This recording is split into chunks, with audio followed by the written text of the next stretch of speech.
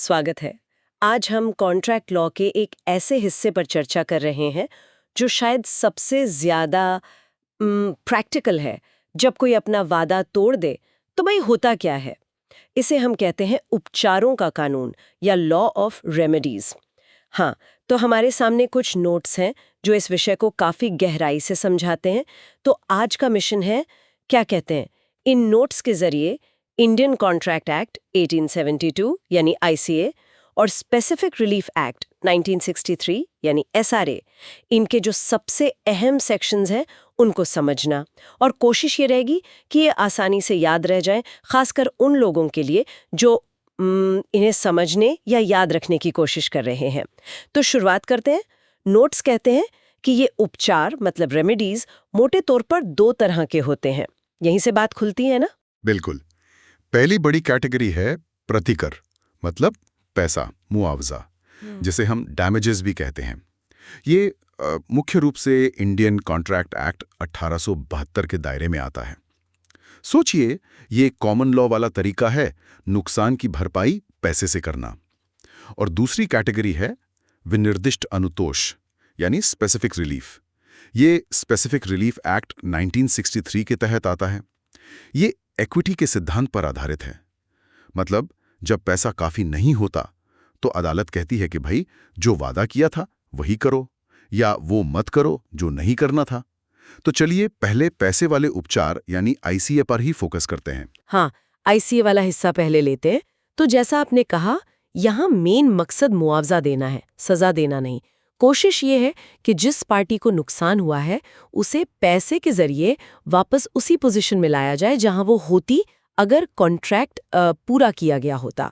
इसी को शायद वो लैटिन में रेस्टिट्यूटियो इन इंटीग्रम कहते हैं। सही पकड़ा, बिल्कुल। और इस पूरे मुआवजे के खेल का कह सकते हैं स्टार प्लेयर है सेक्शन 73। ये आईसीए का वो सेक्शन है जो डैमेजेस का आधार तय करता है। और दिलचस्प बात यह है कि ये मशहूर अंग्रेजी केस हैडली वी बैक्सनडेल, उसके जो सिद्धांत हैं उनको एक तरह से भारतीय कानून में लाता है। ये बताता है कि आप किस तरह के नुकसान का दावा कर सकते हैं। तो सेक्शन 73 के दो हिस्से हैं, ये याद रखना जरूरी है। पहला हिस्सा है सामान्य नुकसानी, मतलब जनरल डैमेजेस। ये वो नुकसान है जो कॉन्ट्रैक्ट टूटने से चीज़ों के सामान्य क्रम में स्वाभाविक रूप से होते हैं। ये बिल्कुल सीधा सीधा मतलब अपेक्षित नुकसान है। जैसे वो चावल वाला उदाहरण हमेशा दिमाग में आता है। मान लीजिए मैंने आपसे 50 रुपए किलो चावल खरीदने का कॉन्ट्रैक्ट किया और आप मुकर गए। मुझे बाजार से वही चावल 60 रुपए में लेना पड़ा। तो ये जो 10 रुपए प्रति किलो का सीधा नुकसान है, जो बिल्कुल स्वाभाविक है, ये हुई सामान्य नुकसानी, है ना? ये सेक्शन 73 के पहले हिस्से में आ गया। एकदम सही, बिल्कुल। अब आता है सेक्शन 73 का दूसरा हिस्सा, विशेष नुकसानी यानी स्पेशल डैमेजेस। ये वो नुकसान हैं जो किसी विशेष परिस्थिति की वजह से होते हैं। और सबसे जरूरी बात, ये परिस्थितियां कॉन्ट्रैक्ट करते समय दोनों पार्टियों को पता थीं। यहां मामला थोड़ा, क्या कहते हैं, सब्जेक्टिव हो जाता है। क्या वादा तोड़ने वाले को यह अंदाजा था कि उसके ऐसा करने से ये खास तरह का बड़ा नुकसान हो सकता है? और यहीं पर वो हेडली वी बैक्सनडेल वाला केस एकदम फिट बैठता है। वो मिल का शाफ्ट टूटने वाला मामला याद है? मिल मालिक ने कैरियर को ये नहीं बताया कि इस शाफ्ट के बिना उसकी मिल बंद पड़ी है। कैरियर ने डिलीवरी में देर कर दी, मिल ज्यादा दिन बंद रही और मालिक ने कहा मुझे मुनाफे का नुकसान हुआ, वो दो। लेकिन कोर्ट ने मना कर दिया। क्यों? क्योंकि कैरियर को उस विशेष परिस्थिति का यानी मिल के बंद होने का पता ही नहीं था। उसे क्या पता कि थोड़ी सी देरी से इतना बड़ा प्रॉफिट लॉस हो जाएगा। तो सबक ये है, अगर आपको स्पेशल डैमेज चाहिए तो सेक्शन 73 के दूसरे हिस्से के तहत यह साबित करना होगा कि दूसरी पार्टी को उन खास हालात की जानकारी थी जब कॉन्ट्रैक्ट हुआ था। और हाँ, सेक्शन 73 में एक और बात छुपी है एक्सप्लेनेशन में, जो अक्सर लोग भूल जाते हैं। नुकसान कम करने का कर्तव्य, मतलब ड्यूटी टू मिटिगेट। कानून ये कहता है कि भाई जिस पार्टी को नुकसान हुआ है वो हाथ पर हाथ धरकर नहीं बैठ सकती। उसे नुकसान को कम करने के लिए वाजिब कदम उठाने होंगे। आप बस नुकसान को बढ़ते हुए देखकर बाद में सारा मुआवजा नहीं मांग सकते। ठीक है, तो सेक्शन 73 ने ये तो बता दिया कि कौन सा नुकसान मिलेगा। हाँ। पर कितना पैसा मिलेगा, ये नुकसानी का माप, मेजर ऑफ डैमेजेस, हाँ। ये कैसे तय होता है? आमतौर पर देखिए, अगर माल बेचने का कॉन्ट्रैक्ट टूटा है तो मुआवजा होता है कॉन्ट्रैक्ट की कीमत और जिस दिन कॉन्ट्रैक्ट टूटा उस दिन की बाजार कीमत का अंतर। जैसा आपके चावल वाले उदाहरण में था, वो 10 रुपए का फर्क। अगर सर्विसेज का कॉन्ट्रैक्ट है, जैसे कोई मरम्मत का काम या कोई कंस्ट्रक्शन, तो मुआवजा अक्सर सुधार की लागत या कॉस्ट ऑफ क्योर होता है, मतलब वो गलती ठीक करवाने में जो खर्चा आएगा। एक और छोटा सा सेक्शन है जो इसी के साथ याद रख सकते हैं, सेक्शन 75। ये बस इतना साफ करता है कि अगर कोई पार्टी लीगली कॉन्ट्रैक्ट रद्द करती है, मतलब रिसेंड करती है, तो वो भी उल्लंघन से हुए नुकसान के लिए मुआवजे की हकदार है, सेक्शन 73 के तहत ही। अब आते हैं उस चीज पर जो कॉन्ट्रैक्ट बनाते समय बहुत सोची जाती है, सेक्शन 74। अगर कॉन्ट्रैक्ट में ही पहले से लिख दिया जाए कि देखो अगर वादा तोड़ा तो इतने पैसे देने पड़ेंगे, इसे लिक्विडेटेड डैमेजेस या पेनल्टी कहते हैं, है ना? हाँ, और यहाँ देखिए भारतीय कानून और अंग्रेजी कानून में थोड़ा फर्क है। अंग्रेजी कानून लिक्विडेटेड डैमेजेस, जो कि नुकसान का एक जायज़ अनुमान होता है, और पेनल्टी, जो कि बस डराने के लिए या सज़ा के तौर पर बहुत ज़्यादा रकम होती है, इसमें फ़र्क करता है। लेकिन भारत में सेक्शन 74 इस फ़र्क को नहीं मानता। वो कहता है कि अगर कॉन्ट्रैक्ट में कोई रकम लिखी भी है, चाहे वो पेनल्टी जैसी लगे या लिक्विडेटेड डैमेजेस जैसी, अदालत सिर्फ उचित मुआवजा, रीजनेबल कॉम्पनसेशन ही दिलाएगी। और सबसे बड़ी बात, ये मुआवजा उस लिखी हुई रकम से ज़्यादा नहीं हो सकता। अच्छा, मतलब कॉन्ट्रैक्ट में लिखी रकम एक तरह की ऊपरी छत है, सीलिंग है, गारंटी नहीं कि उतना मिलेगा ही मिलेगा। मामलों में पीड़ित पार्टी को अपना असल नुकसान साबित करना ही पड़ता है। वो सिर्फ कॉन्ट्रैक्ट की वो शर्त दिखाकर पैसे नहीं ले सकती। हाँ, कुछ खास हालात हो सकते हैं, जैसे कोई सरकारी कॉन्ट्रैक्ट है जहां नुकसान साबित करना लगभग नामुमकिन है। वहां शायद अदालत उस लिखी हुई रकम को ही उचित मान ले, पर नियम यही है, नुकसान साबित करो और मुआवजा लिखी रकम से ज्यादा नहीं। तो सेक्शन 74 असल में एक तरह की सेफ्टी कैप लगाता है। तो ये था आईसीए का मुआवजे वाला हिस्सा, मतलब मेनली सेक्शन 73 कौन सा नुकसान मिलेगा, और सेक्शन 74 अगर रकम लिखी हो तो क्या होगा। अब चलते हैं दूसरी तरफ, स्पेसिफिक रिलीफ एक्ट यानी SRA 1963। ये तब काम आता है जब लगता है कि सिर्फ पैसे से बात नहीं बनेगी। सही कहा। SRA तब पिक्चर में आता है जब लगता है कि भाई सिर्फ पैसे से न्याय नहीं होगा, बल्कि वादे को ही पूरा करवाना जरूरी है। और यहाँ सबसे पहला और बुनियादी सिद्धांत मिलता है सेक्शन 20 में। ये कहता है कि स्पेसिफिक रिलीफ देना अदालत का विवेकाधिकार, डिस्क्रेशन है। ये पीड़ित पार्टी का हक या अधिकार नहीं है। हाँ, अदालत सारे हालात देखेगी, केस के फैक्ट्स देखेगी और फिर तय करेगी ये राहत देना सही है या नहीं। और ये विवेक मनमाना नहीं होना चाहिए, मतलब आर्बिट्रेरी नहीं, बल्कि न्यायिक सिद्धांतों पर आधारित होना चाहिए। एक और जरूरी बात, वो क्लीन हैंड्स वाला सिद्धांत, मतलब अगर राहत मांगने वाला खुद ही कुछ गलत कर रहा है या उसने कॉन्ट्रैक्ट में अपनी तरफ से कोई गड़बड़ी की है, तो अदालत उसे ये खास राहत देने से मना कर सकती है। उसे साफ हाथों से आना होगा। तो ये विवेकाधीन राहत मिलती कब है, मतलब किन हालात में अदालत सोचती है कि भाई पैसा काफी नहीं है? देखिए, मुख्य रूप से दो स्थितियां हैं। पहली, जब कॉन्ट्रैक्ट की जो चीज है, सब्जेक्ट मैटर, वो अपने आप में अनोखी या दुर्लभ हो, जैसे जमीन का कोई खास टुकड़ा, हर जमीन अलग होती है, या कोई बहुत मशहूर पेंटिंग, कोई एंटीक चीज। ऐसी चीजों का बाजार में मोल लगाना मुश्किल होता है या वो मिलती ही नहीं है।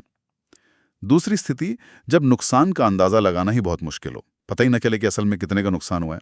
इन दोनों ही सूरतों में सिर्फ पैसा देना अधूरा न्याय लगता है। और SRA का जो सबसे जाना माना उपचार है वो है विनिर्दिष्ट पालन, मतलब स्पेसिफिक परफॉर्मेंस। इसका मतलब है कि अदालत का आदेश कि भाई जो वादा किया था वो निभाओ, बिल्कुल वही काम करो। हाँ, और इसका जो मेन सेक्शन है वो है सेक्शन 10।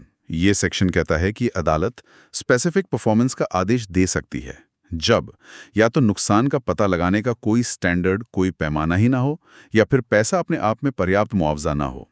सेक्शन 10 में दो बड़े अहम अनुमान, प्रिजम्पशंस भी हैं। ये याद रखने में मदद करते हैं कि कब पैसा काफी नहीं माना जाएगा। पहला, अचल संपत्ति यानी जमीन जायदाद। इसके मामले में कानून मानकर चलता है कि इसका उल्लंघन पैसे से ठीक नहीं हो सकता। जमीन हमेशा यूनिक मानी जाती है, इसलिए जमीन के सौदों में स्पेसिफिक परफॉर्मेंस काफी कॉमन है। दूसरा, चल संपत्ति यानी आम चीजें, माल, गुड्स। इनके मामले में कानून मानकर चलता है कि उल्लंघन पैसे से ठीक हो सकता है, लेकिन अगर वो माल खुद अनोखा है, जैसे कोई विंटेज कार, या उसका कोई खास सेंटिमेंटल वैल्यू है, या वो बाजार में आसानी से मिलता ही नहीं है, तब स्पेसिफिक परफॉर्मेंस मिल सकता है। लेकिन ऐसा हमेशा तो नहीं होता कि अदालत स्पेसिफिक परफॉर्मेंस का आदेश दे ही दे। कुछ स्थितियां हैं जहां ये मुमकिन नहीं है, ये जानना भी उतना ही जरूरी है ताकि पता रहे कब ये रेमेडी नहीं मिलेगी। इसके लिए सेक्शन 14 है, सही कहा। बिल्कुल। सेक्शन 14 उन स्थितियों की एक लिस्ट देता है जहां अदालत स्पेसिफिक परफॉर्मेंस का हुक्म नहीं देगी। ये याद रखना बहुत जरूरी है। अक्सर सवाल यहीं से बनते हैं। पहला तो हुई जहां पैसा काफी है। अगर नुकसान की भरपाई पैसे से आराम से हो सकती है तो जबरदस्ती काम करवाने की क्या जरूरत। दूसरा, जहां कॉन्ट्रैक्ट व्यक्तिगत योग्यता, पर्सनल स्किल या इच्छा पर निर्भर हो, जैसे किसी सिंगर से गाने का कॉन्ट्रैक्ट या किसी पेंटर से पेंटिंग बनवाने का या नौकरी का कॉन्ट्रैक्ट।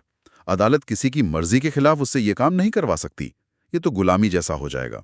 तीसरा, जहां कॉन्ट्रैक्ट ऐसा हो कि उसे पूरा करवाने के लिए अदालत को लगातार निगरानी, कंटिन्यूअस सुपरविजन करनी पड़े, जैसे कोई बहुत बड़ा और पेचीदा कंस्ट्रक्शन प्रोजेक्ट। अदालत सुपरवाइजर तो नहीं बन सकती ना। और चौथा, जहां कॉन्ट्रैक्ट अपनी प्रकृति से ही खत्म किया जा सकने वाला डिटर्मिनेबल हो, जैसे पार्टनरशिप एट विल होती है, जिसे कोई भी पार्टनर कभी भी नोटिस देकर खत्म कर सकता है। ऐसे कॉन्ट्रैक्ट को जबरदस्ती चलवाने का कोई मतलब नहीं। ठीक है, तो सेक्शन 14 बताता है कि किस तरह के कॉन्ट्रैक्ट का पालन नहीं करवाया जा सकता, और क्या कोई ऐसी वजह भी है कि कोई खास व्यक्ति, मतलब द पर्सन, स्पेसिफिक परफॉर्मेंस ना मांग सके, भले ही कॉन्ट्रैक्ट ऐसा हो जिसका पालन हो सकता था? हाँ, वो है सेक्शन 16 में। इसे पर्सनल बार्स कहते हैं, यानी कुछ व्यक्तिगत कारण हैं जिनसे आप ये राहत नहीं मांग सकते। ये जैसे अगर आपने खुद कोई फ्रॉड किया हो कॉन्ट्रैक्ट में, अगर आपने कॉन्ट्रैक्ट की कोई जरूरी शर्त पूरी ना की हो जो आपको करनी थी, और सबसे अहम जो अक्सर मुकदमों में मुद्दा बनता है, अगर आप ये साबित ना कर पाएं कि आप कॉन्ट्रैक्ट का अपना हिस्सा पूरा करने के लिए हमेशा तैयार और इच्छुक रहे हैं। ये साबित करना स्पेसिफिक परफॉर्मेंस मांगने वाले की जिम्मेदारी है। उसे दिखाना होगा कि मैं तो तैयार था, दूसरी पार्टी ने गड़बड़ की। समझ गई। अब एसआरए में स्पेसिफिक परफॉर्मेंस के अलावा एक और बड़ा उपचार है, वो है व्यादेश, यानी इंजंक्शन। ये क्या है? ये अदालत का आदेश होता है किसी को कुछ करने से रोकने के लिए या कुछ करने का हुक्म देने के लिए। हाँ बिल्कुल, रोकने वाला हुआ प्रोहिबिटरी इंजंक्शन और कुछ करने का हुक्म देने वाला हुआ मैंडेटरी इंजंक्शन। सेक्शन 36 कहता है कि ये भी विवेकाधीन है, मतलब डिस्क्रिशनरी। सेक्शन 37 दो तरह के व्यादेश बताता है, एक अस्थायी टेम्पररी और दूसरा शाश्वत परपेचुअल। टेम्पररी इंजंक्शन केस चलने के दौरान स्थिति को जस का तस बनाए रखने के लिए होते हैं, जैसे स्टे ऑर्डर। ये सिविल प्रोसीजर कोड सीपीसी से गवर्न होते हैं। परपेचुअल इंजंक्शन केस के आखिर में फाइनल फैसले के तौर पर हमेशा के लिए रोक लगाने या हुक्म देने के लिए दिए जाते हैं। सेक्शन 38 बताता है कि परपेचुअल इंजंक्शन कब दिया जा सकता है, मुख्य रूप से किसी दायित्व के उल्लंघन को रोकने के लिए, खासकर तब जब पैसा पर्याप्त मुआवजा ना हो। तो यहां भी आप देखें, वही पैसा काफी नहीं वाला सिद्धांत काम कर रहा है जैसा स्पेसिफिक परफॉर्मेंस में था। तो जैसे सेक्शन 14 ने बताया था कि कब स्पेसिफिक परफॉर्मेंस नहीं मिलेगा, क्या वैसा ही कुछ इंजंक्शन के लिए भी है कि कब अदालत कहेगी नहीं, हम इंजंक्शन नहीं देंगे? हाँ, वो है सेक्शन 41। ये उन स्थितियों की लिस्ट देता है जब अदालत इंजंक्शन देने से मना कर देगी। इसमें कई बातें हैं, जैसे किसी चल रही न्यायिक कार्यवाही को रोकने के लिए इंजंक्शन नहीं मिलेगा वगैरह। लेकिन कॉन्ट्रैक्ट लॉ के लिहाज से जो सबसे जरूरी पॉइंट है वो है क्लॉज ई। क्लॉज ई बहुत महत्वपूर्ण है क्योंकि ये सेक्शन 41 को सेक्शन 14 से जोड़ता है। ये कहता है कि आप ऐसे कॉन्ट्रैक्ट का उल्लंघन रोकने के लिए इंजंक्शन नहीं ले सकते जिसका स्पेसिफिक परफॉर्मेंस सेक्शन 14 के तहत नहीं करवाया जा सकता। मिसाल के तौर पर, जैसे हमने बात की थी, आप किसी सिंगर को कहीं और गाने से रोकने के लिए इंजंक्शन नहीं ले सकते क्योंकि गाने का कॉन्ट्रैक्ट व्यक्तिगत सेवा का है और सेक्शन 14 के तहत उसका स्पेसिफिक परफॉर्मेंस नहीं हो सकता। तो जो काम आप सीधे सीधे स्पेसिफिक परफॉर्मेंस से नहीं करवा सकते, उसे आप टेढ़े तरीके से इंजंक्शन से भी नहीं करवा सकते। लेकिन यहाँ एक बहुत ही दिलचस्प मोड़ आता है, सेक्शन 42 और वो मशहूर केस लम्बली वागनर वाला।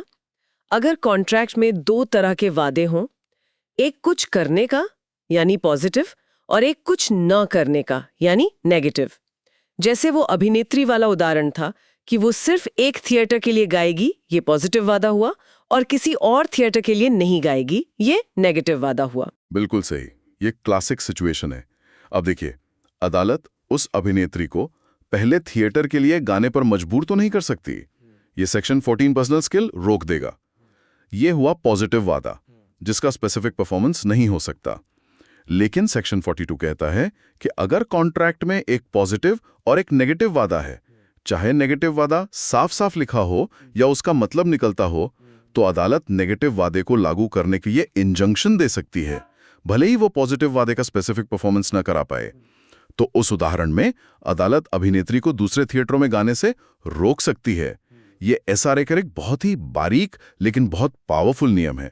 ये सेक्शन 14 के नियम का एक तरह से अपवाद है नेगेटिव वादों के लिए। चलिए, अब इन सब को एक बार समेटते हैं ताकि ये सेक्शंस दिमाग में बैठ जाए। तो अगर कॉन्ट्रैक्ट टूटता है, पहला रास्ता है इंडियन कॉन्ट्रैक्ट एक्ट के तहत मुआवजा।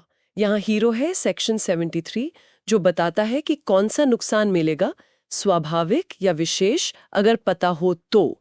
और ये भी याद रखना है कि नुकसान कम करने का कर्तव्य है। फिर है सेक्शन 74, जो कहता है कि अगर कॉन्ट्रैक्ट में रकम लिखी भी है तो वो सिर्फ एक ऊपरी सीमा है, मुआवजा उचित ही मिलेगा। और ये मुआवजा लेना एक तरह से पीड़ित का अधिकार है अगर नुकसान हुआ है तो। बिल्कुल, ये हुआ पैसों वाला उपाय। और जब पैसा काफी ना लगे या नुकसान का अंदाजा लगाना मुश्किल हो या चीज अनोखी हो, तब आता है स्पेसिफिक रिलीफ एक्ट, एसआरए। यहाँ सब कुछ अदालत के विवेक पर निर्भर करता है। ये सेक्शन 20 कहता है मुख्य उपचार हैं स्पेसिफिक परफॉर्मेंस, यानी वादा पूरा करवाने का आदेश। सेक्शन 10 बताता है कब मुमकिन है, खासकर जमीन के मामलों में, और इंजंक्शन यानी कुछ करने से रोकने या करवाने का आदेश। सेक्शन 38 इसका आधार है। लेकिन इन एसआरए वाले उपचारों की अपनी सीमाएं हैं जो याद रखनी बहुत जरूरी हैं। सेक्शन 14 बताता है कि कब स्पेसिफिक परफॉर्मेंस नहीं हो सकता, जैसे पर्सनल स्किल, लगातार निगरानी। सेक्शन 16 बताता है कि कौन स्पेसिफिक परफॉर्मेंस नहीं मांग सकता, जैसे जिसने खुद गड़बड़ की हो या जो तैयार और इच्छुक ना हो।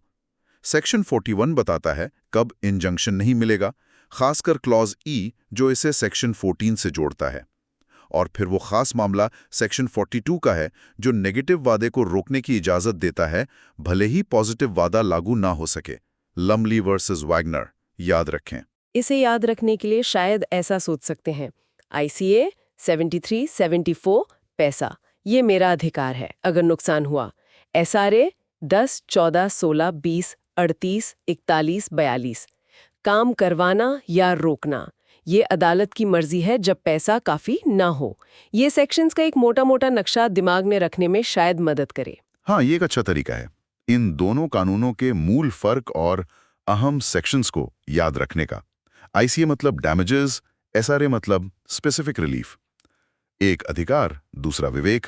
ये सब जानने के बाद कि कानून कैसे प्रतिक्रिया देता है पैसे से या काम करवाकर, एक सवाल मन में आता है, क्या कॉन्ट्रैक्ट बनाते समय ही इन संभावित उपचारों के बारे में सोचने से, मतलब ये जानने से कि बाद में क्या हो सकता है, क्या पार्टियां ज्यादा सावधानी बरत सकती हैं? क्या ये समझ बेहतर शर्तों या ज्यादा स्पष्ट भाषा को बढ़ावा दे सकती है ताकि बाद में विवाद की गुंजाइश ही कम हो? इस पर सोचना दिलचस्प हो सकता है। वाकई सोचने वाली बात है कि क्या उपचारों की जानकारी खुद ही एक तरह का निवारक उपाय बन सकती है, मतलब प्रिवेंटिव एक्शन को इनकरेज कर सकती है।